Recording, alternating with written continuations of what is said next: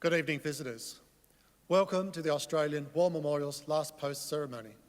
My name is Craig Burrell, and joining us today from the Australian Army is Corporal Jeanette McNeely. We are honoured to acknowledge Mr Gordon Ramsay, Minister for Seniors and Veterans, and the accompanying contingent from the ACT Veterans Advisory Committee. We are also honoured to acknowledge Rear Admiral Mark Dalton, Director, Maritime Operations for the US Pacific Fleet, United States of America, and the accompanying delegation. As always, we welcome the veterans who have served, those that are still serving, and the families that support them. We acknowledge the members of RSL and Services Clubs Association, RSL Victoria, and RSL Queensland, who are watching the broadcast of this ceremony across Australia. This evening, we welcome representatives from City of Fairfield RSL Sub-Branch and Fairfield RSL Youth Club. During this evening's ceremony, wreaths will be laid at the base of the Pool of Reflection by visitors and students on behalf of the following schools. From New South Wales, Orange Christian School Secondary Department, and from South Australia, St Ignatius College, Athelstone. Please stand and join in singing the National Anthem.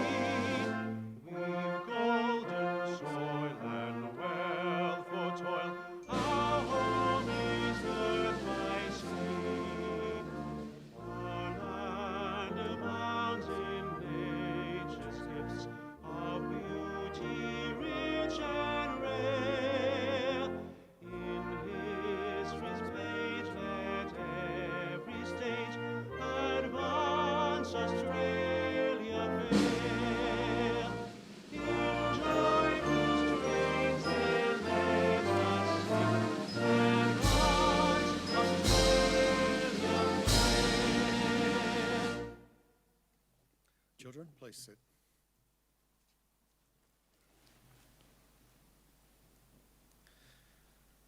The Australian War Memorial was the vision of Charles Bean, Australia's First World War official historian. Bean landed with the Australian troops on Gallipoli and stayed with them at the front through to the end of the war. The idea of this national memorial and museum came to him at Pozières, France, in the depths of the bloody fighting of 1916. Bean's idea was that this would be a place where families and friends could mourn their loved ones buried in faraway places, and it would also be a place that could help all Australians understand what these men and women had endured and what they had done for us.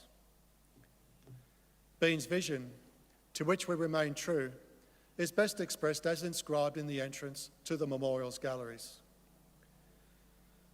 Here is their spirit, in the hearts of the land they loved, and here we guard the record which they themselves made. Tonight, we will read the story behind just one of those on the Roll of Honour, which lists the names of more than 102,000 men and women who have given their lives for us in war and operations for more than a century. But first, we present a lament, Flowers of the Forest. Wreaths or floral tributes will now be laid at the base of the Pool of Reflection.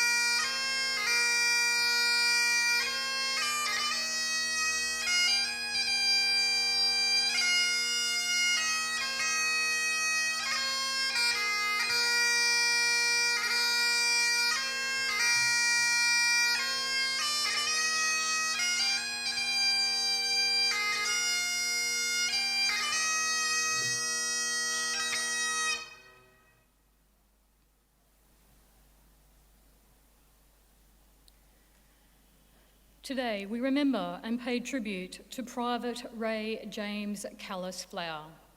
Ray Flower was born on the 30th of November 1891 in Yongala, South Australia, the oldest son of James and Emily Flower. His father had a property at Stony Gap near Burra for many years, but later took over another property at Brayfoot in the same area, calling it Flowerville. The family moved there in 1907 and Ray was educated at Yongala School and went on to work at the farm with his father. The Flower family took an active part in the Iron Mine Methodist Church, where Ray was treasurer and a teacher in the Sunday school. He was also a member of the Christian Endeavour Society and the Church Mission Band. He took a keen interest in the welfare of the district and was a member of the Leeton Rifle Club, the Agricultural Bureau and the Burra Orchestra. Ray Flower enlisted in the Australian Imperial Force in October 1916. After a period of training in Australia, he left for active service overseas with reinforcements to the 32nd Battalion. Flower continued training in England for several months before being sent to the battlefields of the Western Front in August 1917. The following month, the 32nd Battalion played a part in the Battle of Polygon Wood, during which time Flower was serving the battalion as a bomber. He was later attached to Battalion Staff Headquarters, where he served as a dispatch runner. Captain Kinks of the 32nd Battalion later wrote of being able to judge and appreciate his fine qualities and cheery disposition. In early July 1918, the 32nd Battalion was in France in immediate reserve. While days were spent bathing in the river Ancra or playing cricket, the men of the battalion also formed working parties to the engineers and tunnellers in the front line and undertook reconnaissance sorties to record routes forward. On the 6th of July, while probably engaged in one of these activities, Private Ray Flower was hit by a fragment of shell in the right knee. He collapsed and was taken to a nearby casualty clearing station, where he died peacefully of blood loss. Captain Kinks wrote, "I am proud of the lad, who has amply proved himself to be a soldier and a brave man. The staff is poorer by his going. His duty was always nobly and bravely done." Today, Ray Flower is buried in Vignancourt British Cemetery under the words, "In memory of the dearly loved son of J and E Flower of Burra." He was 26 years old. His name is listed on the Roll of Honour on my right, amongst more than 62,000 Australians who died while serving in the First World War. Today, his portrait is displayed beside the Pool of Reflection. This is but one of many stories of service and sacrifice told here at the Australian War Memorial. We now remember Private Ray James Calliss Flower, who gave his life for us, for our freedoms, and in the hope of a better world.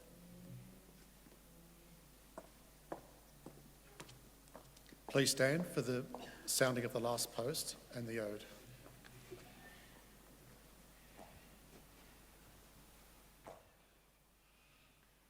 They shall grow not old, as we that are left grow old. Age shall not weary them, nor the years condemn. At the going down of the sun, and in the morning, we will remember them.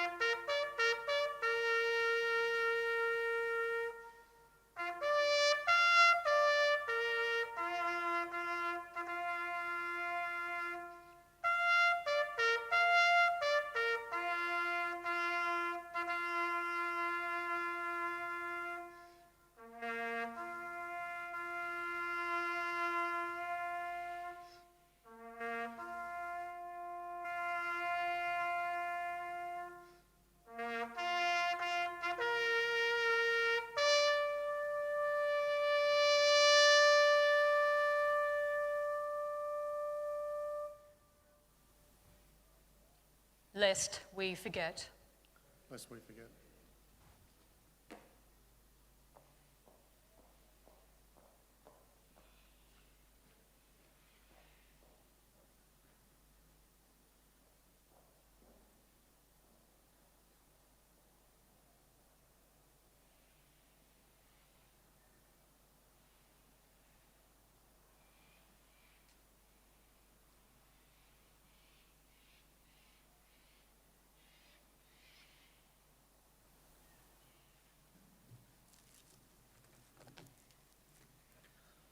We leave you this evening with the words of the memorial's founder, Charles Bean.